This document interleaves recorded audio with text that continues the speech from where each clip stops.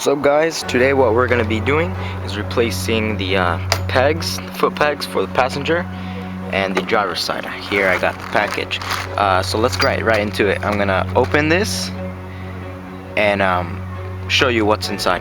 This is the passenger side, and I'll show you because there's a specific way you need to put it on. So yeah, we're going to start with the driver's side first. Let's do it. Okay, so I got the whole peg out. Now got to get the new one. So the new one, what you want to do, it goes right here. Oh, you see there's a left and a right side. So this one goes like this, right there. And there's going to be a spring that the first pin goes in that hole. The second just lays on this. I'll show you here. And here's the spring and the pins and stuff. Let's do it.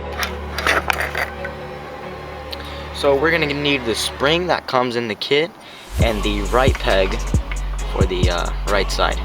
So what you're gonna do is get the spring, put it in the first pin like this.